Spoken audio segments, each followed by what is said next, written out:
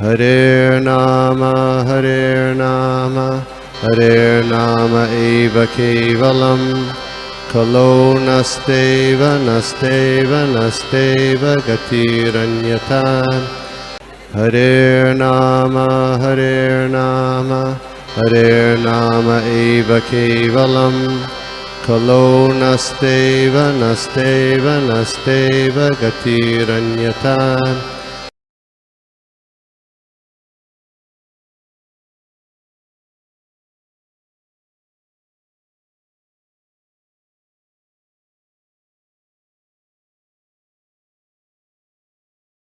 हरे कृष्ण। ओम नमो भगवते वासुदेवाय। ओम नमो भगवते वासुदेवाय। ओम नमो भगवते वासुदेवाय। ओम नमो भगवते वासुदेवाय। ओम नमो भगवते वासुदेवाय। ओम नमो भगवते वासुदेवाय। नारायणं नमस्कृत्य नारायणं नमस्कृत्य नरं चैव नरोत्तमं देवीं सरस्वतीं व्यासं देवी सरस्वती व्यासं ततो जयमुदीरये। तत्त्वजयामि। नष्टप्रायेषु भद्रेषु नित्यं भागवतं सेवया नित्यं भागवतं सेवया। भगवती उत्तमा श्लोके भगवती उत्तमा श्लोके भक्तिर्भवति नैष्टिकी भक्ति नश्यति। अथैतानि हि नः सेवेतः भूभुषुः पुरुषा कवचित् विशेषतो धर्माशिलो राजा लोकः पतेर्गुरु। अथैतानि हि न सेवेतः भूभुषुः पुरुषा कवचित् विशेषतो धर्माशिलो राजा लोकापतेर्गुरु। अथैतानि नः सेवेतः भुभुषुः पुरुषा कवचित् विशेषतो धर्माशिलो राजा लोकापतेर्गुरु। Translation. Hare Krishna. Prabhu, translation. Sure. Therefore, whoever desires progressive well-being, especially king, religionists, public leaders, brahmanas, and sannyasis, should never come in contact with the four above mentioned irreligious principle. तो यहाँ पर बताया गया है कि ब्राह्मण और सन्यासी, ब्राह्मण, सन्यासी और राजा, लीडर, इन चार लोगों को कैसा होना चाहिए, ये वर्णन किया गया। यस, टेक्स्ट 14 में राजा, ब्राह्मण, सन्यासी की परिभाषा बताई गई है विशेष रूप से, ये इनको कैसा होना चाहिए।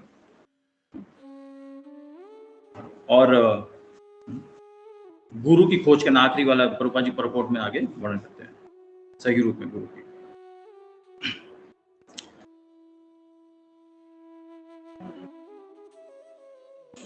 तो राजा जो होना चाहिए, जैसे कि परीक्षित महाराज के प्रसंग में हमने उदाहरण लिए एक दो, वो किस प्रकार से होना चाहिए। भगवान राम का हमने उदाहरण लिया था, युधिष्ठिर महाराज का हमने उदाहरण लिया था, ये राजा कैसा होना चाहिए।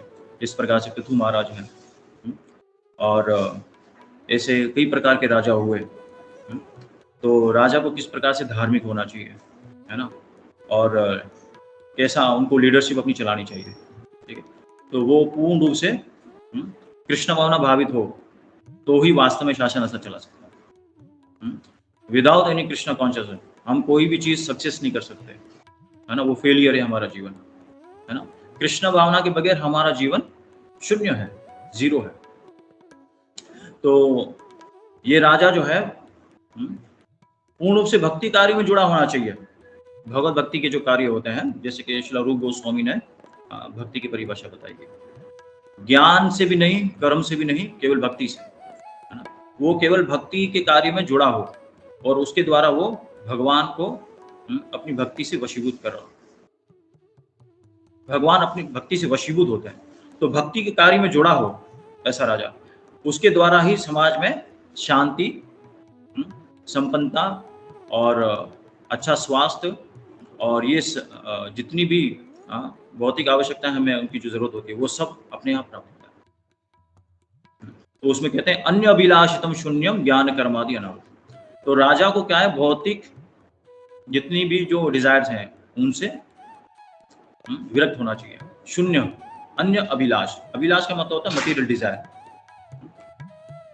और शून्यम डिजायरलेस होना चाहिए। अन्य अभिलाषितम शून्यम ज्ञान कर्म आदि, ज्ञान कर्म और आदि दूसरे जितने भी प्रकार के तर्क वितर्क हैं ये सब, इन सब से मुक्त होना चाहिए, इन सब से मुक्त होना चाहिए। अनुकूल्येन कृष्णानुशीलनम, तो इसमें एक शब्द आता है कि अनुकूल्येन कृष्णानुशीलनम, जो भगवान कृष्ण के निर्देश अनुसार जो इंस्ट्रक्शन जो दी गई है ना, उसको अनुकूल मूड कहा गया, अनुकूल भाव में रेगुलेशन को फॉलो करना, रूल रेगुलेशन। जब कृष्णा की शिक्षा अनुसार अपना जीवन यापन हम करेंगे, है ना, तो वो स्तर आ जाता है, उसको कहते हैं अनुकूल्येन कृष्णानुशीलनम भक्ति उत्तमा, भक्ति रसामि सिंधु कहते हैं, वो भक्ति उत्तम भक्ति मानी जाती है। तो पहले जो राजा जितने भी हुए हैं वो इस प्रकार से भगवत भक्ति में जुड़े होते थे, है ना, और उत्तम भक्ति कार्य में जुड़े होते थे। तो जो भी कार्य करते थे वो भगवान की खुशी के लिए, है ना। जैसे श्रीमद् भागवत बता क्या, सम सिद्धिम हरितोषणम, सिद्धिम का मतलब होता है परफेक्शन। तो वो हर कार्य भगवान की खुशी के लिए करते थे, जो भी हो। तो जो प्रजा भी अपने आप उनको फॉलो करती थी, उनके कार्य को देखकर, उनके आचरण को देखकर, है ना, उनको फॉलो करती थी। इस प्रकार से राजा होना चाहिए, ये बताया गया। और सन्यासी को यहाँ भी बताया गया है, वो कैसा होना चाहिए, जिससे 4 प्रकार के सन्यासी बताया गया। और सन्यासी को कई प्रकार के नियम बताया गया है, जिसमें बताया गया कि स्त्री से भी दूर रहना चाहिए। प्रभुपाद जी यहाँ पे प्रपोर्ट में लिख रहे हैं कि सन्यासी को दूर रहना चाहिए। प्रभुपाद जी कह रहे हैं कि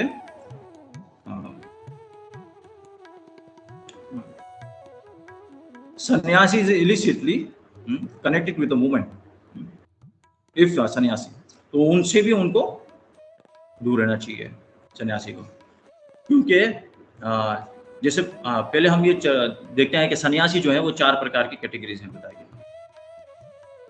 कि एक होता है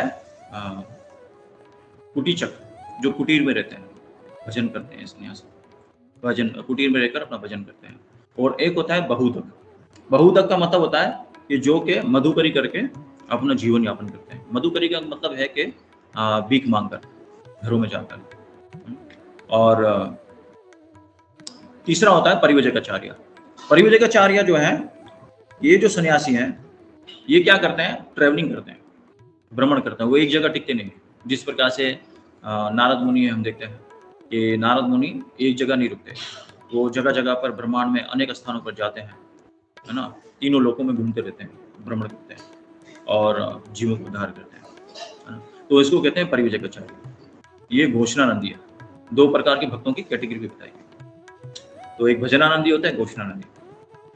हम लोग जिस परंपरा में है, ब्रह्म माधवा गौड़ीय वैष्णव जो परंपरा है, इस परंपरा में प्रभुपाद जी ने हमको बताया कि किस प्रकार से हम घोषणानंदी बनना चाहिए। तो जितने भी आचार्य प्रकट होते हैं हमारे, वो सब घोषणानंदी हैं। वो एक जगह रुकते नहीं है, सब जगह पे स्थानों पे जाते हैं, सबके घरों में जाते हैं। और घरों में जाने का उनका ये मकसद नहीं है कि उनके धन से भोग करना, उनको शिष्य बनाना, अपना अनुयायी बनाना और फिर उनके द्वारा उनके धन से भोग करना, ये उनका उद्देश्य नहीं रहता है। सन्यासी जो जाते हैं, जो भगवान के जो भक्त होते हैं, वो जीव लोगों के कल्याण के लिए जाते हैं और उनके धन को, उनके दौलत को, उनके पास जो कुछ है, उनको भगवान की सेवा में लगाने का उनको शिक्षा देते हैं, उनके घर को पवित्र करने जाते हैं। तो इसलिए हम सब लोगों को, वैष्णव को क्या करना चाहिए, प्रभुपाद जी ने कहा कि घरों में, है ना, और टाउन में, विलेज में, सब जगहों पर जाना चाहिए और भक्तों को बुलाना चाहिए और वहाँ बुलाकर हम लोग को हरि कथा करनी चाहिए। इससे सब लोग पवित्र होते हैं। तो इसको कहते हैं परिव्रजकाचार्य। और लास्ट कैटेगरी जो सन्यासी की है वो है परमहंस। तो जो परमहंस की अवस्था में चले जाता है, तो परमहंस की अवस्था में ऐसा होता है कि समझ लीजिए कि हूबहू डायरेक्ट भगवान से बातचीत कर सकता है, भगवान के डायरेक्ट दर्शन करता है, वो भगवान के साथ डायरेक्ट उनका आदान प्रदान होता है डायरेक्ट। जैसे 6 लविंग एक्सचेंज बताया गया है उपदेशामृत में रूप गोस्वामी ने, ददाति प्रीति गणनाति गुह्यम आख्याति प्रचिति भूंगते भोजे चैव षड्वेदम प्रीति लक्षणम। तो इसमें प्रीति लक्षण, वो तो प्रेम से 6 प्रकार के आदान प्रदान करने के बताया गया। तो वो जो भी करते हैं संन्यास परमहंस से होते हैं, वो भगवान की खुशी के लिए होता है, सिर्फ और सिर्फ अपना रंच मात्र भी कोई ऐसा उनका भाव नहीं रहता कुछ भोग वृत्ति के लिए, केवल भगवान की खुशी। तो ये परमहंस होते हैं पूर्ण रूप से। सारे अनर्थ होते हैं, सूक्ष्म रूप में भी जो अनर्थ होते हैं वो निकल जाते हैं, उनके अंदर नहीं रहते। सटल रूप में भी अनर्थ होगा वो उनके अंदर खत्म हो जाते हैं, पूर्ण रूप से परमात्मा उनके हृदय में निवास करते हैं। ये परमहंस होते हैं। और जिस स्थान पर जाते हैं वो स्थान तीर्थ स्थान बन जाता है, पवित्र हो जाता है। ये परमहंस होते हैं। भावाद्विदा भागवता तीर्थ भूता स्वयं विभु तीर्थी कुर्वन्ति तीर्थानि स्वंत स्थेन गदाभृता, है ना। ये प्रथम स्कंद में श्लोक आता है, जब धृतराष्ट्र को उद्धव क्षमा कीजिए महात्मा विदुर जो है संदेश देते हैं निवृत्ति मार्ग के लिए। तो वो वहां पर ये श्लोक में आता है कि महात्मा जो है अपने हृदय में परमात्मा को धारण किए रहते हैं, और उनके हृदय में परमात्मा रहते हैं। तो जिस स्थान पे जाते हैं वो स्थान तीर्थ स्थान बन जाता है। तीर्थम स्वयं विभु तीर्थानि तीर्थी कुर्वन्ति तीर्थ, जिस स्थान में चले जाते हैं वो तीर्थ स्थान हो जाता है। जिस प्रकार से श्रील प्रभुपाद कहाँ पर गए, अमेरिका गए, है ना। तो प्रभुपाद जी टॉम कैनिस के पार में कीर्तन कर रहे हैं, वहां पर देखने लोग वंदना, वहां पर जाते हैं, प्रभुपाद जी की बारे में विचार रखते हैं, है ना। और एक जो वृक्ष के पास प्रभुपाद जी पेड़ का जो वहाँ कीर्तन कर रहे थे, वो भी एक तीर्थ स्थान बन गया। लोग जाते क्या पर, वहां पर परिक्रमा करने जाते हैं, है ना, और प्रभुपाद जी का गुणगान करते हैं। तो महात्मा जहाँ जाते हैं वो स्थान तीर्थ स्थान हो जाता है, क्योंकि उनके हृदय में परमात्मा ने ऐसे। तो श्रील प्रभुपाद जी परमहंस थे। तो परमहंस की अगर परिभाषा हम देखें तो क्या वर्णन की गई है, तो जिस प्रकार से दूध में पानी डाल दो, आप पानी मिक्स कर दो, तो वो क्या करेगा, जो परमहंस होता है उनकी हंस से तुलना की गई, तो वो क्या करेगा, दूध को पी लेगा और पानी को छोड़ देगा, उसको कहते हैं परमहंस। ये उसके अंदर विशेष गुण होता है परमहंस के अंदर, है ना। और जहाँ पे दर्शन देते हैं, जहाँ पे दृष्टि रखते हैं, उनका उद्धार हो जाता है। दर्शन पवित्र करो यही तुम्हारा गुण। दर्शन उनका गुणी क्वालिटी, उनकी खासियत, विशेष गुण आ जाता है कि उनके दर्शन से ही जीव पवित्र हो जाता है। तो हम सब ने देखिए महात्माओं का परिवचक आचार्य जो होते हैं या परमहंस है महात्मा, उनका हमने संग किया है। तो आज हम देख रहे हैं, वरना मुझ जैसे पाकिस्तान में पैदा हुए और यहाँ पे इतनी डिमांड की टेंडेंस, ये मेंटालिटी के लोग इतने ज़्यादा है, और ये मांस खाना, नशा, जुआ इत्यादि बहुत ज़्यादा होता है, हम देखते हैं। और गायों का यहाँ पे वध होता है, ज़्यादा मार काट करते हैं लोग। तो देखिए कितना ज़्यादा कली का प्रभाव है। लेकिन यहाँ पर भी हम कृष्ण की सेवा कर रहे हैं, भगवान का भजन कर रहे हैं। तो ये किसके कारण है, ऐसे महात्माओं का हमने संग किया, परमहंस जो है उनका संग किया हमने महात्मा पर, है ना। तो हम दुबई में थे, वहाँ पर गोपी मनोहर प्रभु तो पूरे तरीके से जानते हैं, और कुछ वक्त दुबई के भी यहाँ पर ऑनलाइन है हमारे साथ में। तो उन सब का प्रैक्टिकली ये सब एक्सपीरियंस है, हम देखते हैं कि महात्मा वहाँ पर आते हैं, विजिट करते हैं, तो उनके संग से ये प्रभाव होता है। तो मैंने अपने जीवन में कभी सोचा नहीं था कि हम इस प्रकार से पूरा रेनाउंस हो जाएंगे, लेकिन हम देख रहे हैं कि ऐसे महात्माओं की कृपा से, उनके दर्शन से, उनका थोड़ा संग करने से आज हमारे अंदर ही परिवर्तन है। और ऐसा हम पूरे वर्ल्ड में देख रहे हैं, है ना। अमेरिका, लंदन, कनाडा इत्यादि ऐसे स्थानों में कोई जाता था तो वो सब स्लिप हो जाते थे, अपने धर्म को भूल जाते थे, है ना। लेकिन हम देख रहे हैं कि प्रभुपाद जी गए और उनके शिष्यगण हैं, तो वो सब ऐसे स्थानों में जाकर उनको पवित्र कर रहे हैं और वो स्थानों को तीर्थ स्थान में बदल रहे हैं। तो ये है वास्तव में परमहंस, है ना। तो सन्यासी को ऐसा होना चाहिए, है ना। तो इसलिए उनको ये वर्जित किया गया है, कुछ ऐसे नियम बताया गया। तो उनको स्त्री का संग नहीं करना चाहिए।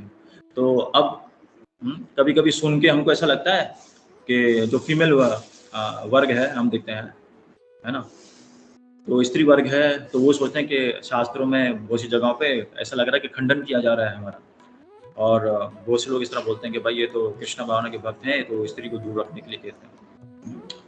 तो ऐसा, तो शारीरिक दृष्टिकोण से ऐसा देखा गया है कि हालांकि हम सब प्रकृति है, और चैतन्य महाप्रभु जब प्रकट हुए तो उन्होंने कभी भी स्त्री करके शब्द नहीं पुकारा, उन्होंने प्रकृति करके शब्द पुकारा, क्योंकि हम प्रकृति है ना। तो शारीरिक दृष्टिकोण से हम देख सकते हैं ये उसमें है, हम देखते हैं, ठीक है ना, अलग अलग वर्ग में पैदा हुआ है, ठीक है। तो फीमेल का जो स्वभाव है और पुरुष का स्वभाव, दोनों का अंतर रहता है ना। तो उस स्वभाव के अनुसार हम थोड़ा सा डिस्टेंस रखते हैं इस प्रकार से, क्योंकि शास्त्र के शिक्षा के अनुसार जो हमें आचार्यों ने शिक्षा दी है, ठीक है।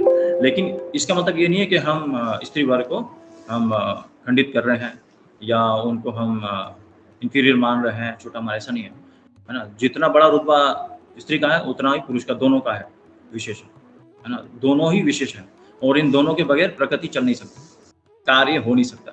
तो स्त्री और पुरुष इन दोनों की आवश्यकता है ना। लेकिन इन दोनों का दर्शन पहले हमें नहीं पता था, है ना। तो बहुत से लोग तो फैनेटिज्म में चले जाते हैं या इस तरह, लेकिन कृष्ण भावना हमें ये नहीं सिखाती, है ना। कृष्ण भावना हम सबको प्रेम करना सिखाती है, और इस प्रकार से डिस्टेंस नहीं। लेकिन क्या है कि स्वभाव के अनुसार हम लोगों को थोड़ा सा डिस्टेंस बना के रखना पड़ता है, लेकिन सम्मान हम उतना ही करते हैं, स्त्री का हो पुरुष का हो, सम्मान हम उतना ही करते हैं, है ना। तो अगर डिस्टेंस कौन सी स्त्री का रखते हैं, ये मुख्य बात है। डिस्टेंस जो है कौन सी स्त्री का रखते हैं, है ना, जो अशुद्ध है, जो दूषित स्त्री है ना, जो भगवान की शरणागत नहीं है ना, और ये 4 प्रकार के कार्यों में जुड़ी हुई है, नशा, जुआ, है ना, अवैध संग में, ऐसी दुष्ट स्त्री का हमें संग नहीं करना चाहिए, सन्यासी को दूर रहना चाहिए, उनको लिए कहा गया।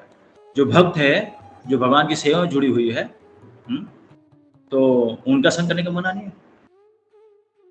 उन सबको एक साथ जोड़कर हरि कथा करनी है हमें, कृष्ण का नाम लेना, कृष्ण का कीर्तन करना, इस फंक्शन को समझना। क्योंकि परपोर्ट में प्रभुपाद जी ये बता रहे हैं, ये सन्यासी को दूर रहना चाहिए, ब्राह्मण को भी अवॉइड करना चाहिए, यहाँ पे बताइए।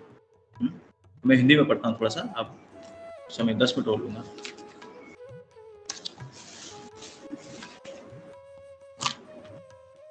ब्राह्मण अन्य सभी वर्णों के धर्म उपदेशक होते हैं, और सन्यासी सभी वर्णों तथा आश्रमों के गुरु होते हैं, ठीक है। तो जो ब्राह्मण है और जो सन्यासी है, ठीक है, तो ब्राह्मण क्या होते हैं, वो भी धर्म उपदेशक हैं, जितने भी जो वर्ण है ना, ब्राह्मण, क्षत्रिय, वर्ण जो आश्रम जो प्रतीति बताई गई है, इसमें ब्रह्मचारी, वानप्रस्थ, सन्यास, ब्रह्मचारी, गृहस्थ, वानप्रस्थ और सन्यास, और ब्राह्मण, क्षत्रिय, वैश्य, शूद्र। तो इन सब के उपदेशक, जिसमें ब्राह्मण इन सब का शिक्षक होता है, और जो सन्यासी वो क्या होता है, ये चारों वर्ण आश्रम धर्म इन सब का गुरु होता है, वास्तव में असली प्रमुख गुरु होता है आश्रमों का, वो सन्यासी होते हैं। इसी प्रकार राजा तथा जननेता भी समस्त लोगों के भौतिक कल्याण के लिए उत्तरदायी हैं। राजा और जननेता ये भी सब लोगों की, जनता की कल्याण के लिए ये रिस्पॉन्सिबल होते हैं, उत्तरदायी। तो अतएव उन्नति के उत्सुक धर्मवेता तथा उत्तरदायित्व लोगों को, अथवा उन्हें जो अपना अमूल्य मनुष्य जीवन बर्बाद नहीं करना चाहते, तो यहाँ पे अमूल्य मनुष्य जीवन का मतलब होता है कि बहुत ज्यादा दुर्लभ है ये मनुष्य जीवन, प्रहलाद महाराज कहते हैं, तो उसको बर्बाद नहीं करना चाहिए अपने जीवन को, और अधर्म के सिद्धांतों से, विशेष रूप से स्त्रियों के साथ अवैध संबंध से बचना चाहिए। यहाँ पे लीडर को, राजा को, ब्राह्मण को और सन्यासी, ऐसे बताएंगे, इनको स्त्री के संग से बचना। लेकिन कौन सी स्त्री, जो दूषित स्त्री है ना, जो दुर्त कीड़ा में लगी हैं, ऐसी स्त्रियों से बचना चाहिए, है ना, जो कृष्ण भावना भावित नहीं है, कृष्ण कॉन्शियस नहीं है ना, ऐसी स्त्रियों से उनको बचना चाहिए। प्रोस्टिट्यूट जिसको कहते हैं, है ना, दूषित स्त्री, वैश्यावृत्ति वाले, इनसे हमको बचना चाहिए। ये बताएंगे। और यहाँ पे कह रहे हैं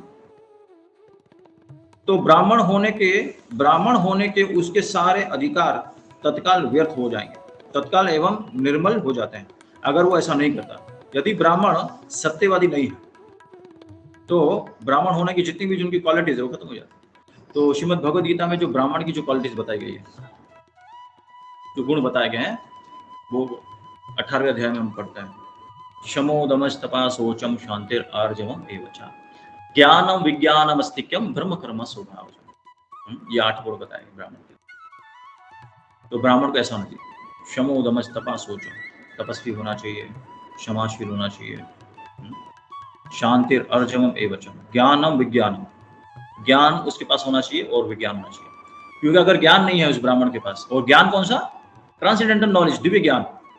अगर दिव्य ज्ञान उनके पास नहीं है तो वो ब्राह्मण नहीं है वास्तव में, सही देखा जाए। तो आजकल ये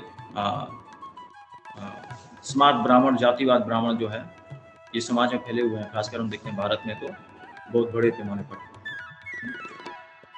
तो वो ब्राह्मण के कुल में जन्म हुए हैं लेकिन ब्राह्मण नहीं है, क्योंकि ब्राह्मण की गुण नहीं है उनके अंदर, है ना। तो गुणा कर्मा विभागशम, गुण और कर्म के अनुसार भगवान ने ये वर्ण आश्रम सिस्टम बनाया। ये ऐसा नहीं कि जन्म से, चातुर्वर्ण्यम मया सृष्टम, भगवद गीता 4.13 में भगवान कहते हैं, चातुर्वर्ण्यम मया सृष्टम गुणा कर्मा विभाग। गुण और कर्म के अकॉर्डिंगली हम लोगों को जन्म मिलता है, उसके अकॉर्डिंगली हम लोगों को उस आश्रम में रहते हुए सेवा करनी चाहिए, इस तरह। तो ब्राह्मण जो है वो भगवान का मुख माना जाता है ना। तो ये ब्राह्मण, क्षत्रिय, वैश्य, शूद्र, और क्षत्रिय भगवान के भुजाएं, आर्म्स है, ब्राह्मण फेस, और जो वैश्य है बिजनेसमैन तबका जिसे कहते हैं, वो भगवान का स्तमा यानी उदर है, और शूद्र भगवान के चरण है। तो पूरा भगवान के शरीर से तुलना की गई, इन सबकी आवश्यकता है, ठीक है। तो ये हम भक्ति शास्त्री करते हैं, तो ये शिक्षा में आता है। ये अगर ये ना हो तो क्या होगा, ये वर्ण आश्रम सिस्टम ना हो तो क्या होगा, हिरण्यकशिपु का राज होगा। तो सब लोग आसुरी प्रवृत्ति वाले हो जाएंगे और सिस्टम डेवलप नहीं होगा।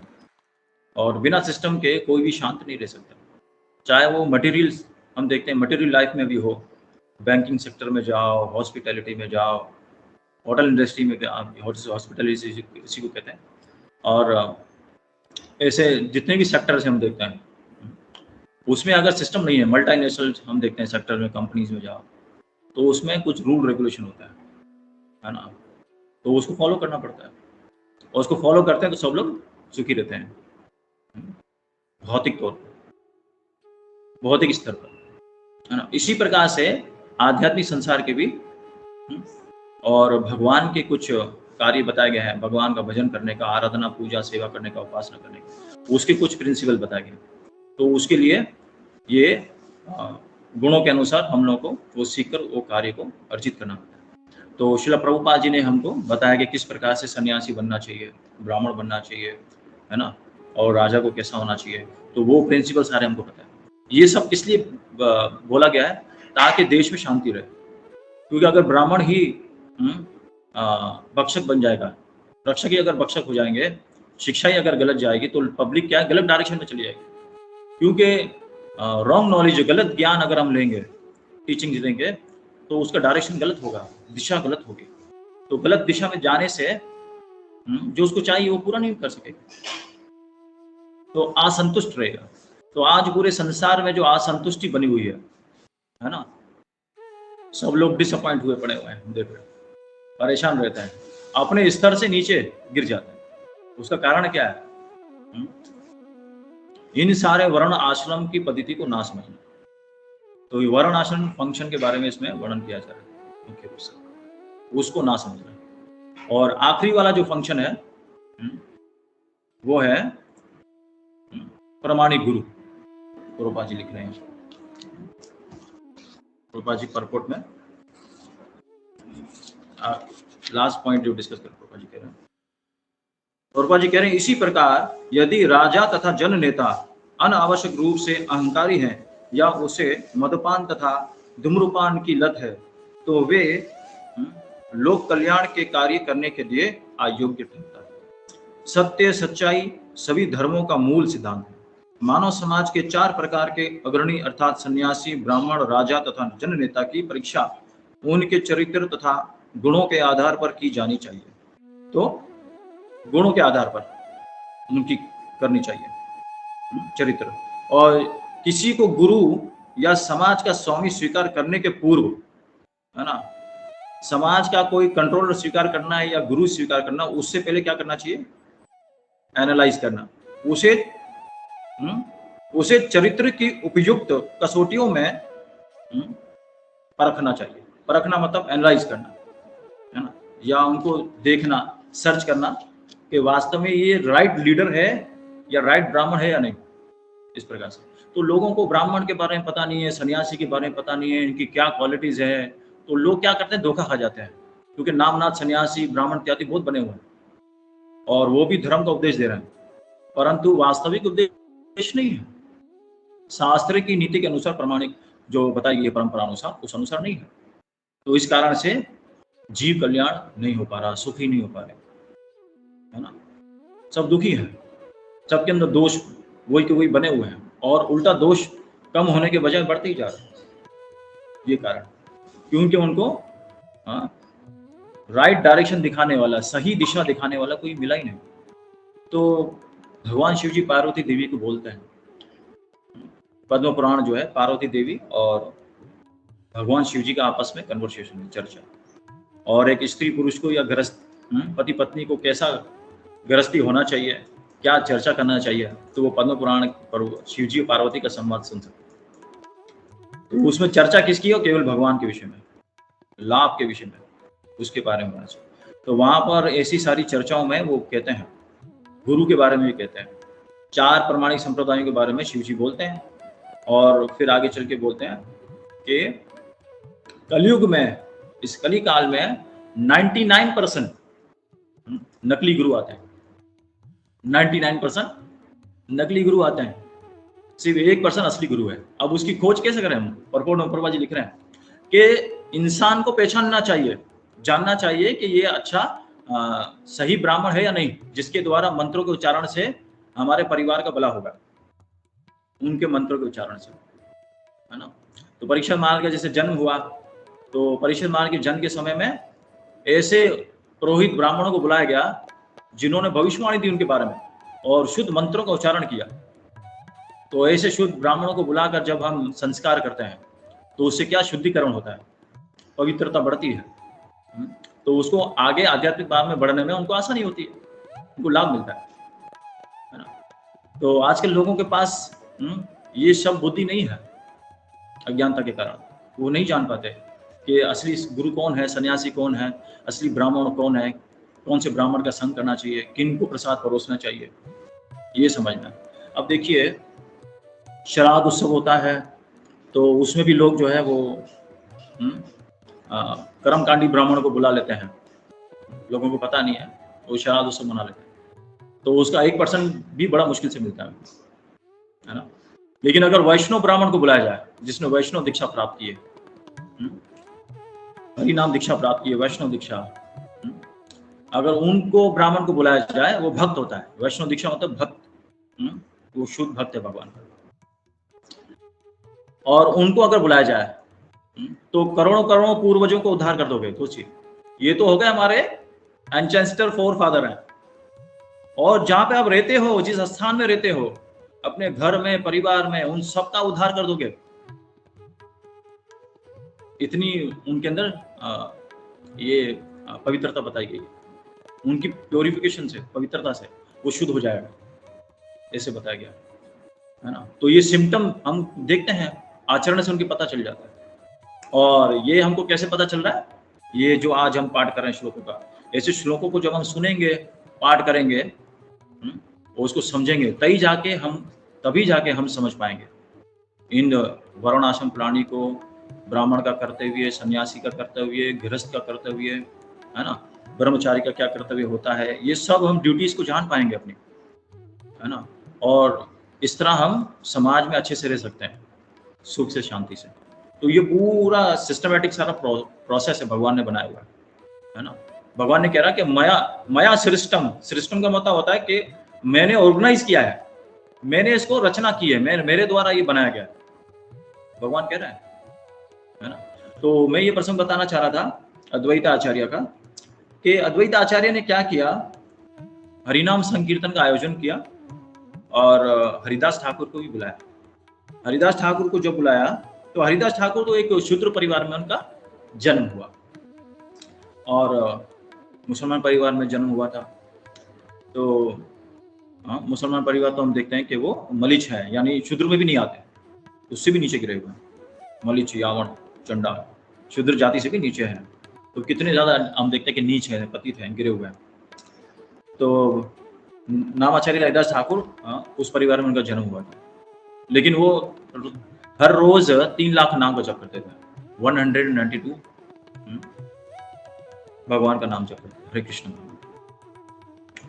तो अद्वैत आचार्य वहाँ ब्राह्मणों के इन सारे समुदाय के प्रमुख थे, बड़े थे। तो अद्वैत आचार्य ने क्या किया, ये उत्सव रखा और वहां पर हरिदास ठाकुर को भी बुलाया और भगवान को भोग लगाने के बाद सबसे फर्स्ट जो भगवान की अर्पण की जो प्लेट होती है, थाली, वो भोग निकाल कर प्रसाद जो होता है, महाप्रसाद, वो सबसे पहले हरिदास ठाकुर को दे रहे हैं। तो हरिदास ठाकुर ने कहा कि आप पहले मुझे क्यों दे रहे हैं, क्योंकि मैं तो एक मलिच परिवार में मेरा जन्म हुआ, तो मैं तो ब्राह्मण दीक्षा भी नहीं ली, कुछ नहीं इस तरह, तो मुझे आप मत दीजिए, क्योंकि ये जितने भी जो ब्राह्मण हैं यहाँ पे सारे ब्राह्मण समुदाय है, शांतिपुर में इत्यादि ये सब स्थानों पे ब्राह्मण ज्यादा थे सब, तो स्कॉलर सारे वहाँ रहते थे। तो बोला आप इनको दीजिए, वरना ये सब आपके विरुद्ध हो जाएंगे, खिलाफ हो जाएंगे। तो अद्वैत आचार्य ने क्या बोला, अद्वैत आचार्य ने नहीं, आप जैसे वैष्णव को खिलाना, क्योंकि आप देखिए श्राद्ध करना हो, घर में जन्म उत्सव मना रहे हो या अंत्योष्टि क्रिया कोई भी हो, आप किसको बुलाओ, भक्त को बुलाओ, वैष्णव को बुलाइए, इनवाइट कीजिए, डिवोटी, वो डिवोटी होना चाहिए, वो भक्त होना चाहिए, उससे उद्धार होगा, वास्तव में सबका उद्धार होगा, उससे कल्याण होता है। 3 प्रकार के जो हमारे ऊपर जो कर्ज हैं, देवताओं के, ऋषियों के और पितरों के, वो बैलेंस हो जाएंगे अपने आप में, अगर हम ऐसे शुद्ध महात्मा को बुलाते हैं, शुद्ध वैष्णव ब्राह्मण को बुलाते हैं, तो पवित्र हो जाएंगे। तो नामाचार्य हरिदास ठाकुर को अद्वैत आचार्य ने कहा कि आपको खिलाने का मकसद है, आप चिंता मत करो। बोला आपको खिलाने का मकसद है कि हरिदास, समझ लीजिए कि 1 लाख ब्राह्मणों को प्रसाद खिलाना, सोचिए। तो वो जो कर्मकांडी जो ब्राह्मण होते हैं, उपासना कांडी इत्यादि ब्राह्मणों की भी अलग अलग कैटेगरीज बताई गई। तो ये ब्राह्मण जो वैष्णव हरिनाम दीक्षा लेता है, वैष्णव परंपरा में, तो वो जो ब्राह्मण होता है वो इन सारे ब्राह्मणों का भी मुख्य होता है, उनका भी गुरु होता है, ऐसे कहा गया है ना। तो इसलिए वो श्रेष्ठ माना गया। लेकिन समाज में लोगों को इन शिक्षाओं के बारे में पता नहीं कि किस प्रकार से लाभ लिया जाए, है ना। तो लोगों को यहाँ पे प्रभुपाद जी लिख रहे हैं कि परखना चाहिए। तो हमें ये परखेंगे हम कैसे, जब हमें ज्ञान होगा, हमें जब रोशनी होगी तब हम परखेंगे। और श्रीमद् भागवत महापुराण क्या करता है, हमें सच्चा ज्ञान प्रदान करता है। ये सारे उत्तम श्लोक हैं, ये शुद्ध ज्ञान, ये हमें रोशनी प्रदान करता है। भगवान कृष्ण के संसार से जाने के बाद कृष्ण भगवान भागवत के रूप में आए, है ना। धर्म ने किसका आश्रय लिया, भगवान कैसे, क्योंकि भगवान के जाने के बाद, है ना, दुख तकलीफ फिर से बढ़ने लगी, धर्म खत्म होने लगा। तो धर्म ने किसका आश्रय लिया, श्रीमद् भागवत का, है कि नहीं। तो यहाँ पे बैल के रूप में, धर्म बैल के रूप में है और पृथ्वी गाय के रूप में है ना। तो उसको कल ही काट रहा था। तो सोचिए अगर हम भागवत पढ़ते हैं, है ना, अगर हम भागवत पढ़ते हैं तो 100% हम 100% 100% हम लोग धर्म की स्थापना कर पाएंगे, हम एनालाइज कर पाएंगे, हम सर्च कर पाएंगे कि असली गुरु कौन है और किस प्रकार से उनको इनवाइट करके, उनका सत्कार करके, सम्मान करके, उनसे आशीर्वाद, ब्लेसिंग ली जाए। ये फंक्शन, ये समझना है। तो इस श्लोक में मैं एक श्लोक पढ़ूंगा, उसको पढ़ के समाप्त करूंगा, फिर आप कोई प्रश्न है तो कोई बताइएगा। तो एक श्लोक में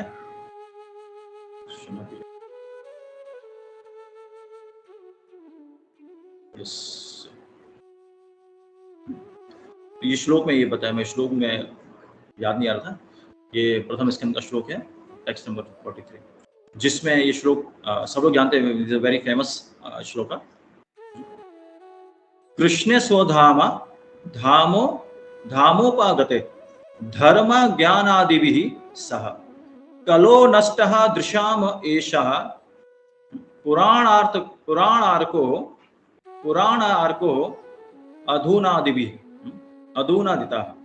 तो इसके अनुवाद में ये बताया गया कि ये भागवत पुराण स्वयं सूर्य के समान तेजस्वी है और धर्म ज्ञान आदि के साथ कृष्ण द्वारा, है ना, धर्म ज्ञान ट्रांसेंडेंटल ज्ञान आदि के द्वारा भगवान कृष्ण के द्वारा अपने धाम चले जाने के बाद, है ना, भगवान चले गए, ज्ञान क्योंकि भगवान जाता है तो विस्मरण हो जाता है, जैसे अर्जुन को हो गया, है ना, कृष्ण के जाने के बाद सारा ज्ञान खत्म हो गया, तो भगवान के जाने के बाद ज्ञान चला जाता है, धर्म भी खत्म हो जाता है। तो ये जाने के बाद, धाम चले जाने के बाद भगवान कृष्ण के इसका उदय हुआ, किसका? भागवत का। जिन लोगों ने कलयुग में अज्ञान के महान अंधकार के कारण अपनी दृष्टि खो दी है, कलयुग के अंधकार के कारण, तो हमको राइट डायरेक्शन पता नहीं चल रही है ना, हमने अपनी दृष्टि खत्म कर दी है, तो उन्हें इस पुराण से प्रकाश प्राप्त होगा। तो भागवत महापुराण से आपको प्रकाश प्राप्त होगा। ये असली धर्म है। धर्म प्रोजोहिता केटव निमस्राणाम सताम। तो भागवत का ये प्रथम स्कंद का पहले अध्याय का दूसरा श्लोक इसमें, है ना। तो ये असली धर्म, परो धर्म जो है हम लोग को बताता है। सवे पुंसाम परो धर्मो यतोर भक्ति रदोक्षजे अहितु की अपराधी यथा ये आत्मा सुप्रसिद्ध, है ना। तो ये आत्मा जब भी प्रसिद्ध होगी, जब भी संतुष्ट होगी, है ना, जब हम क्या करेंगे, सर्वश्रेष्ठ जो उच्च धर्म है, असली धर्म है, जब हम उनका आश्रय लेंगे। और असली धर्म कलयुग में क्या बताया गया?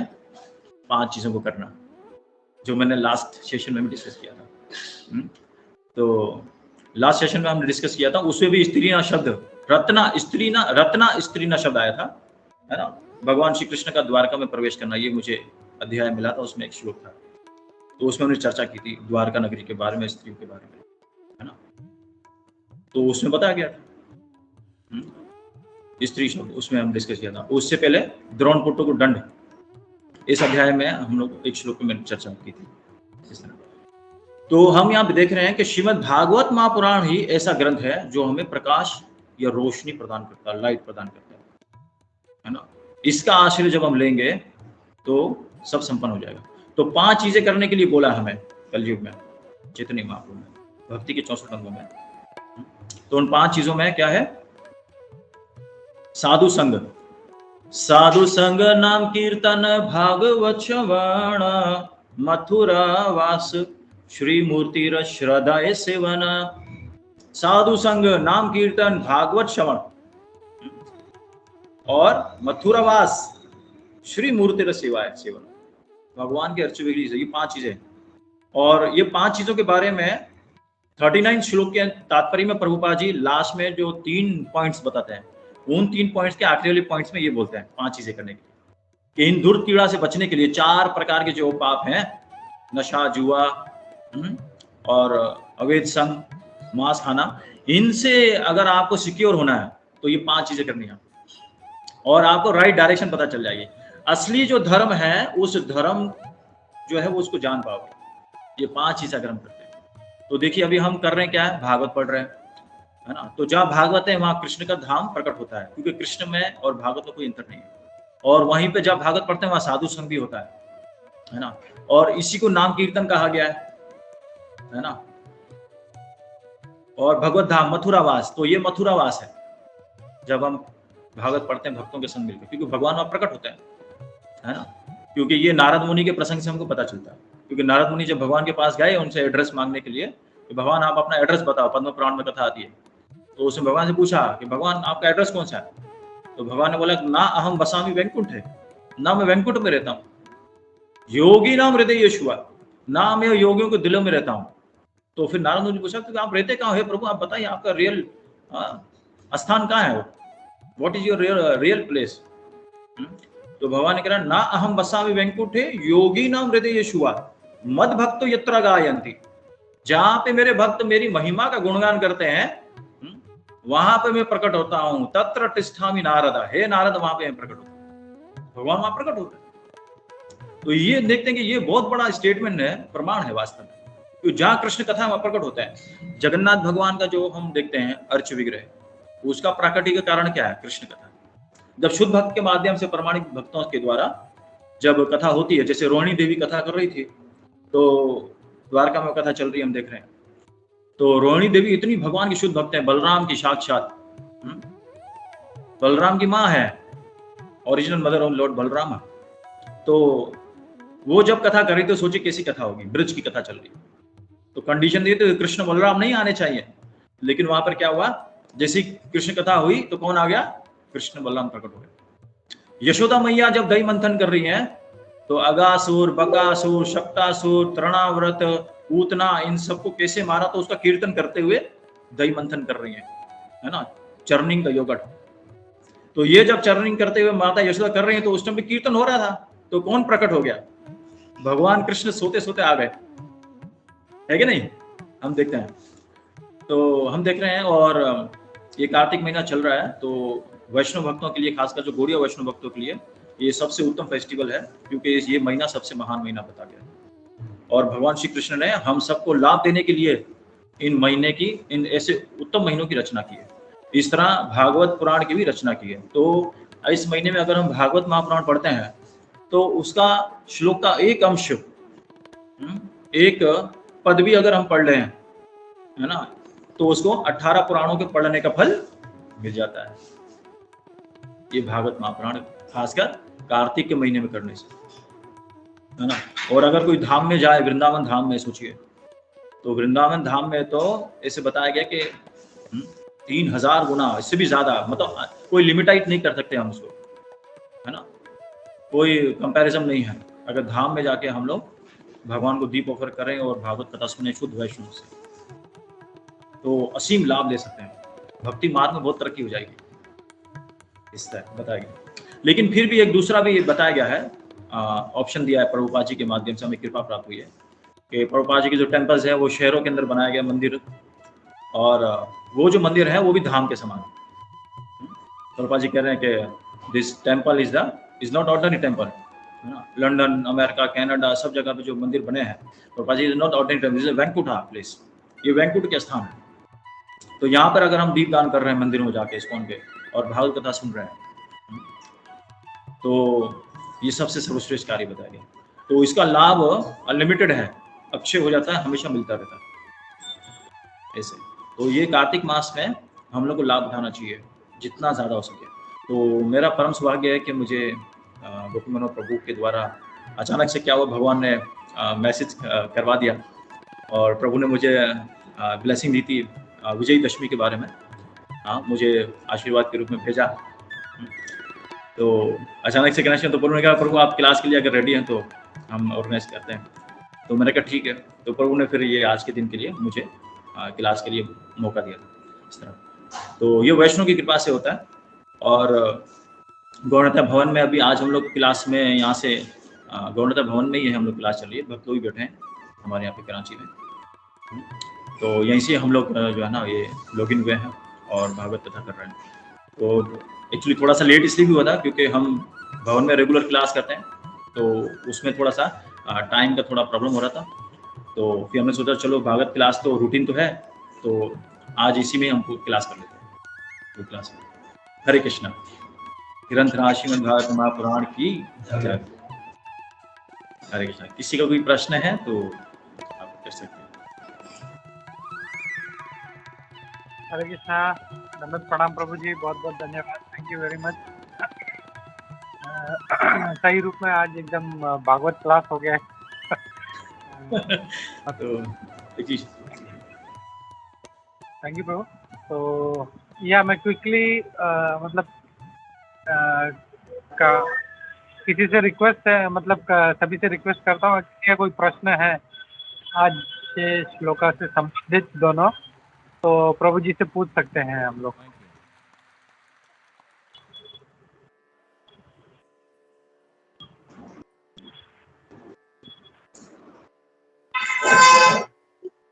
हरे कृष्ण प्रभु जी, दंडवत प्रणाम।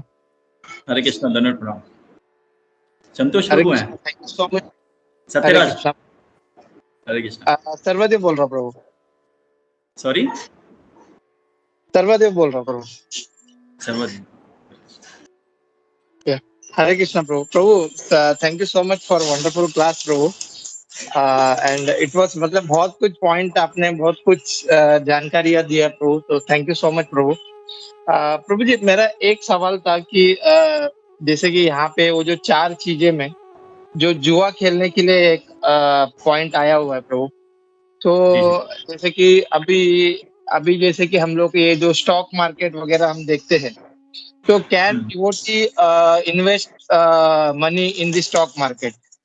सो यस उसके ऊपर मतलब ये किस तरह से हम देखेंगे? यस।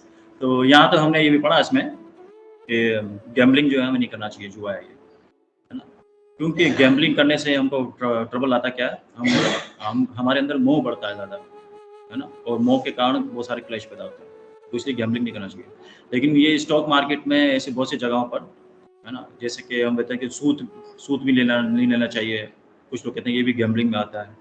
और स्टॉक मार्केट में भी ऐसे बहुत सारा ये सट्टेबाजी होती है ना।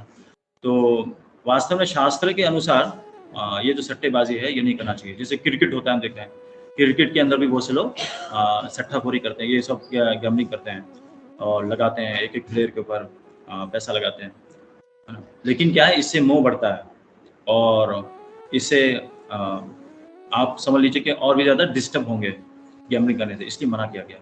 अब स्टॉक मार्केट में जो चीज़ें हो रही हैं वो भक्तों के लिए नहीं है, डिवोटी को नहीं करना चाहिए। डिवोटी को जो है ये सब जुआ खेलना इत्यादि ये सब नहीं करना चाहिए, ठीक है ना। तो जुआ के विषय में सबसे बड़ा अगर एग्जाम्पल हम लें तो युधिष्ठिर महाराज के उसमें, है ना, प्रसंग में हम देखते हैं महाभारत में आते हैं। तो जुआ के कारण क्या हुआ, उन्होंने जो द्रौपदी देवी है ना, जो उनकी पत्नी थी, तो उनको भी उनको अपनी मतलब अहंकार, प्राउड जैसे होता है ना कि भाई हम हैं, कैसे भी हमको जीतना चाहिए, हम सबके अंदर ये प्रवृत्ति रहती है ना, हमको झुकना नहीं चाहिए, हमको गिरना नहीं चाहिए, ये रहती है। तो उसके लिए उसने सोचा कि अपनी पत्नी को भी दांव पे लगा दिया, है ना। तो ये गैम्बलिंग करने से इस प्रकार से हम देखते हैं कि अपना पूरा परिवार लोग जो है वो दांव पे लगा सकते हैं उसी जुआ के कारण। वो कुछ भी कर देता है मोह के कारण, है ना। तो ये फॉल्स ईगो है वास्तव में। जुआ खेलने से हमारा मध्य अहंकार और स्ट्रांग होता है, तो इसमें हम फंस जाते हैं जाल में। तो ये माया के जो ट्रैपिंग सिस्टम है ना, तो ये 4 प्रकार से, इस प्रकार से उन्होंने मुख्य एजेंट छोड़े हुए कली के, तो इससे लोग ट्रैप होते हैं। तो स्टॉक मार्केट में जो जुआ हो रहा है, गैम्बलिंग हो रहा है, वो भक्त को नहीं करना चाहिए, डिवोटी को नहीं करना चाहिए, भक्त को बचना चाहिए। और अगर ऐसे माहौल में उसके पास ऑप्शन नहीं है, क्या करे, पैसों की कमी है, लेकिन फिर भी भगवान से प्रार्थना करे। और मैंने ऐसा देखा है कि भगवान के आगे बैठकर अगर हम माला करते हैं और कितने भी धन की कमी हो, लेकिन भगवान पूरा कर देते हैं अगर वो शुद्ध भाव से और सच्चे हृदय से भगवान के सामने बैठकर ये हरे कृष्ण मंत्र का जप करें। क्योंकि ये महामंत्र जो है कल्प वृक्ष है, इसका आइडिया नहीं लोगों को, है ना। ये जिसे कहते हैं इस्कॉन डिजाइटरी, इसका जो प्रमुख है, पूरा इस्कॉन जो खड़ा हुआ है महामंत्र के ऊपर इसमें। तो ये जब हम करते हैं तो घर में जो ज्यादातर हम देखते हैं जो गृहस्थ आश्रम में है, उनको बहुत सारे धन की आवश्यकता रहती है, ठीक है ना। तो वो बहुत परेशान होते हैं, काफी इधर उधर देखते हैं, कोई ना कोई ऐसा ढूंढ रहे होते हैं सोल्यूशन कि कहाँ से धन आएगा, क्या करें। तो ये गैम्बलिंग कर ले तो उससे हमारा बढ़ जाए, इसको हम भगवान की सेवा में लगा लेंगे, ऐसा भी है। हाँ, इसमें ये एक समझ में आता है कि एक बार हो सकता है, ठीक है ना, जुआ खेला कि भाई भगवान की सेवा के लिए हो सकता है कुछ हो जाए, ठीक है ना। लेकिन वो ऑप्शन है बहुत, मतलब ये करना नहीं चाहिए, लेकिन ऐसा देख सकते हैं क्योंकि भगवान की सेवा में लगने से वो पैसा प्योर हो जाता है। जैसे बताया, कृष्ण की सेवा में लगने से शुद्ध हो जाता है, क्योंकि हर चीज इम्प्योर है, उसको हम भगवान की सेवा में लगाना जो प्योर हो जाती है ना, ये बात है। देखते हैं हम, ये हम समझते हैं, ठीक है। लेकिन जो है जब हम जुआ खेलते हैं तो उससे हमारा राग द्वेष ये सब बहुत बढ़ता है, इससे हमारा नुकसान हो जाएगा आगे चलकर। हम बहुत गहरे जाल में, माया के ट्रैप में फंस जाएंगे, तो फिर जो कर रहे थे वो भी नहीं होगा। इसलिए डिवोटी नहीं करता इस वजह से। तो भगवान से प्रार्थना करता है कि भगवान हमें सब ये घर का भरण पोषण करना है और धन की आवश्यकता है, तो आप तो लक्ष्मीपति हैं, तो हरे कृष्ण महामंत्र जब हम जप करते हैं तो उस भावना को भगवान स्वीकार कर लेते हैं, है ना। तो उससे फिर उनको लाभ मिल जाता है। तो इस तरह है। तो वो हमें अगर ये एनालाइज करना चाहिए, यही बताया गया, भक्त को चतुर होना चाहिए इस तरह। तो ये सब गैम्बलिंग से इनसे बचने का प्रयास करना चाहिए, ये अलाउड नहीं है। हरे Krishna. Any comments? Thank you so much प्रभु, थैंक यू सो मच। हरे कृष्णा प्रभु जी दंडवत प्रणाम। प्रभु जी बहुत अच्छा क्लास था आपका, डिटेल्ड एक्सप्लेनेशन आपने दिया, बहुत अच्छा लगा। प्रभु जी अभी ये जो सर्वधिक गिरधारी प्रभु जी ने पूछा था उसके रिलेटेड क्वेश्चन मेरे मन में आ गया। फिर अगर हम लोग इंट्राडे ट्रेडिंग वगैरह वो वहाँ पे हम लोग मान सकते हैं कि सट्टाबाजी है, लेकिन अगर म्यूचुअल फंड में ये कर रहे हैं, इन्वेस्ट कर रहे हैं, या फिर लॉन्ग टर्म कैपिटल गेन में हम लोग बड़े शेयर्स में लेके हम लोग मतलब शेयर्स लेके जस्ट उसको लेके रखते हैं और बाद में मतलब काइंड ऑफ इन्वेस्टमेंट के हिसाब से, तो उसको फिर हम लोग गैम्बलिंग बोल सकते हैं क्या प्रभु जी? हरे कृष्णा। वो 100% गैम्बलिंग में तो नहीं आएगा, मतलब कुछ हद तक गैम्बलिंग माना जाता है, लेकिन कुछ विशेष उद्देश्य के लिए अगर किया जाए तो कर सकते हैं उसको सेविंग के रूप में, कि भाई इसको हम भगवान की सेवा में ही उपयोग करेंगे, ठीक है ना। लेकिन ये लॉन्ग टर्म नहीं होना चाहिए, रेगुलर बेसिस पे ये कार्य में पूरा युक्त नहीं होना चाहिए। हमें कोई दूसरा उपाय भी भगवान से प्रार्थना करना चाहिए कि भगवान को ऐसा उपाय बने जिससे मैं इस कार्य से बचूं और अपना कार्य, जैसे एक भक्त था, मैं दुबई में था, तो वो भक्त जो है वो काम करता था मांस बेचने का, मतलब डिस्ट्रीब्यूट करता था, मैनेजर था उस वहाँ का मॉल्स में, लेकिन इनिशिएटिव डिसाइपल था, मैं नाम नहीं लेना चाह रहा हूँ। तो उसने महाराज से पूछा कि महाराज मेरी ऐसी जॉब है और बहुत मुश्किल हो रहा है मुझे, तो घर बार भी चलाना है, तो कैसे करें? तो महाराज ने कहा कोई मसला नहीं, आप इसको चलाते रहो, लेकिन ये परमानेंट नहीं होना चाहिए, ये आप दूसरे अच्छे की तलाश में रहो, ऐसी जॉब ढूंढो जहाँ पे आपको ये मांस बेचने का काम नहीं करना पड़े, क्योंकि वरना उसका पाप लगेगा आपको, ऐसे कहा गया। इसलिए तो आचार्य लोग मना करते हैं इस प्रकार। एक और था परम पूज्य गोपाल कृष्ण महाराज इस्कॉन के एक सन्यासी हैं, उनके पास एक बहुत ही धनी व्यक्ति आया, अमीर तरीन आदमी था, तो वो महाराज से उनका बातचीत हुआ, फिर उसका इंट्रोडक्शन भी हो रहा था। तो उसने बोला कि उसने महाराज से पूछा कि तुम महाराज ने उनसे पूछा तुम क्या करते हो? तो उसने बोला महाराज मैं कंस्ट्रक्शन का काम करता हूँ, मेरे ये बिजनेस चल रही है, ये कॉन्ट्रैक्ट चल रहे हैं, इस तरह उसने सारे प्रोजेक्ट्स बताए। तो उसके बाद फिर महाराज ने बोला अच्छा, तो बोला आपके होटल भी है?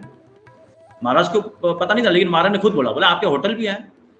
तो बोला जी महाराज मेरे होटल भी चलते हैं। बोला उसमें मांस आप बेचने का कार्य करते हो और मांस पका के लोगों को खिलाते। तो महाराज ने वहाँ पे स्ट्रिक्ट बना के बोला ये मत करो।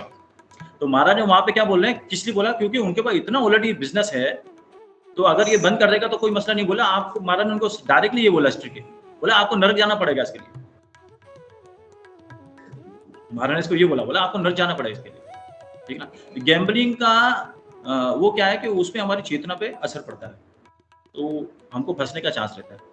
इतना ज्यादा नहीं, लेकिन वो जो आप बता रहे हो बात, वो इतना माइनर है, इतना ज्यादा वो नहीं है, लेकिन क्या है कि फिर भी वो अगर रूटीन में आ गया तो आपको ट्रबल करेगा। ऐसा नहीं है, आप कहीं और ऐसा इन्वेस्टमेंट का दूसरा कोई सोल्यूशन ढूंढे, दूसरे कोई इसमें सेक्टर में फर्म, उसमें अगर उसमें आपको ऐसा मौका मिल जाए तो वहां से आपको लगे कि ये गैम्बलिंग से भी बच रहा हूँ और मेरा इन्वेस्टमेंट भी हो रहा है, तो अच्छा है। और कृष्ण की खुशी के लिए किया जा सकता है, टेम्पररी पर्पस पे। अगर भगवान की खुशी के लिए कुछ थोड़ा बहुत जुआ खेलना भी पड़ रहा है ना, और आपको लगे कि मैं थोड़ा अपने को सिक्योर भी कर सकता हूँ, तो कुछ टेम्पररी पर्पस पे कर सकते हैं, लेकिन ये रेगुलर नहीं होना चाहिए, जहां तक मेरे नॉलेज में इस तरह। थैंक यू प्रभु जी, thank you. Hare Krishna. Hare Krishna. Thank you Ram सखा प्रभु जी। तो अगर एक तरीके से देखा जाए तो या मतलब इसको बोलते हैं, लेकिन मैंने काफ़ी सीनियर डिवोटीज लोगों से सुना है जो ऑलरेडी स्टॉक मार्केट में इन्वेस्ट करते हैं, उनका उनका उनका थिंकिंग ये है कि जैसे समीर प्रभु ने कहा इंट्राडे ट्रेडिंग है या फ्यूचर एंड ऑप्शंस है, जहाँ पे ब्लाइंडली मतलब पैसा लगाते हैं और उसमें जो है पैसा कमाने की कोशिश करते हैं, वो 100% गैम्बलिंग है। लेकिन जैसे डेट है, म्यूचुअल फंड है, डेब्ट फंड्स हैं, तो ये या बैंकिंग इंडस्ट्री है, तो आजकल बैंक का भी ऐसा हो गया, बैंक 5-6% से ज़्यादा देता नहीं है। लेकिन म्यूचुअल फंड्स वगैरह में थोड़ा सा अच्छा मतलब डिपेंड ऑन म्यूचुअल फंड मतलब लोगों को अच्छा इंटरेस्ट मिलता है। और ये कैसा होता है कि this is on long term basis. तो इंट्राडे वगैरह या तो सट्टा कैसा है कि ये लो मैंने सत्ते पे लगाया और घूम के वो सत्ते पे आ गया, पैसा कमा लिया, दैट इज गैम्बलिंग। लेकिन ये कैसा है कि ये इनका वो जो फंड है वो किसी बिजनेस में या किसी में इन्वॉल्व करते हैं उस अमाउंट को, और वो जो प्रॉफिट मिलता है वो इसमें जैसे हम लोग शेयर होल्डर जैसे हो गए उसमें। तो अगर मैंने उसमें अगर 100 रुपया लगाया है, उसको अगर उसको 1 रुपये का फायदा होता है तो वो 1 रुपये फिर जितने लोग हैं उसमें बांट देता है और वो 1 मिलता है। तो वो इस हिसाब से बोलते हैं कि इट इज़ नॉट गैम्बलिंग। हाँ, लेकिन जैसे जो जैसे प्रभु जी ने नाम लिया इंट्राडे ट्रेडिंग है या फ्यूचर्स एंड ऑप्शंस है, वो 100% वो गैम्बलिंग में आता है। और बहुत सी चीज़ें ऐसे हैं कि जो गैम्बलिंग में आती हैं। तो और बहुत से सीनियर डिवोटीज हैं जो इसमें गाइड भी कर रहे हैं कि आपको कैसे आपको फाइनेंशियली आपको लाइफ, क्योंकि वक्त अगर फाइनेंशियली अगर स्टेबल है तो वो ऐसा जरूरी नहीं है कि मतलब उसको भगवान पे कृष्ण पे डिपेंड रहना है। लेकिन अगर जो मतलब हम लोग गृहस्थ हैं या जो मतलब जिसको मतलब गृहस्थ का जीवन मतलब बच्चे संभालने हैं, परिवार संभालना है, भी बच्चे हैं, उनका एजुकेशन देखना है, तो वो थोड़ा सा प्लानिंग करके चलते हैं। तो उसमें गाइड करते हैं कि आप थोड़ा सा आप ये करो ये करो ये करो। और दैट तो उनके मतलब काफ़ी सीनियर लोग हैं, मैं किसी का नाम नहीं लेना चाहता, लेकिन काफ़ी जो है वो इसमें गाइड करते हैं और उनका ये कहना है कि दैट इज़ नॉट गैम्बलिंग। तो ये जस्ट मैं शेयर करना चाह रहा था यहाँ पे। और वो काफ़ी मतलब लोगों को गाइड करते हैं इसमें, जिसको मतलब फाइनेंशियली तकलीफ है तो they guide on this kind of issues. हरे कृष्णा। राइट प्रभु, बहुत अच्छा लगा। एक्चुअली ऐसा ही मैं भी, मेरा कहने का मकसद यही था कि वो हमको ऐसा दूसरा सोल्यूशन भी देखना चाहिए जिसमें आपको लगे कि ये बिल्कुल सही है, तो वैसा देखना चाहिए। अगर नहीं है तो फिर उसके पास ऑप्शन नहीं है तो वो क्या करेगा, तो वो तो मजबूरी भगवान से प्रार्थना करके करता है। और वो जो प्रॉफिट मिलता है जिसमें से वो भगवान की सेवा में यूज करते हैं, कहीं पे प्रोजेक्ट में काज है या कोई है तो दे शेयर दैट प्रॉफिट ऑल्सो। हाँ, कर सकते हैं। इसका एक और उदाहरण प्रभु जी मैं देना चाहूँगा गिरिराज महाराज का। गिरिराज महाराज जब हमारे भक्ति में जुड़ने से पहले पाकिस्तान में आए, तो पाकिस्तान में गिरिराज महाराज एक वाइन शॉप पे गए। वाइन शॉप का जो लाइसेंस है वो हिंदू के उस पर खुलता है, लेकिन बेचते मुसलमान लोग हैं, ठीक है। तो वाइन शॉप में वो क्या वहाँ पे डोनेशन उनको चाहिए था। शुरू में तो यहाँ पे कुछ था ही नहीं और डोनेशन की ज़रूरत होती थी। तो वहाँ से जो धन मिला तो उन्होंने क्या किया, उसको भगवान की सेवा में लगाया, ठीक है। तो लोगों ने पूछा कि महाराज ये तो शराब बेचते हैं और इनका धन क्या सेवा में लगा सकते हैं? तो महाराज ने कहा कि अगर हम भगवान की सेवा में लगाते हैं और हमारा उद्देश्य स्पष्ट है, बिल्कुल है ना, भगवान की प्रसन्नता के लिए हम कर रहे हैं, तो फिर वो कोई भी आपको पाप नहीं लगेगा, तो वो कर सकते हैं। तो इस तरह ये जो है टैक्टिक्स महाराज ने हमको बताई थी। तो बोला कहीं कहीं पे ऐसा किया, तो प्रभुपाद जी ने बहुत सी जगहों पे जरूरत पड़ी तो किया, कर सकते हैं। Thank you Hare Krishna. I think this clear Sarvadev प्रभु का जो डाउट है वो आई थिंक इससे क्लियर नहीं हुआ। तो चैंट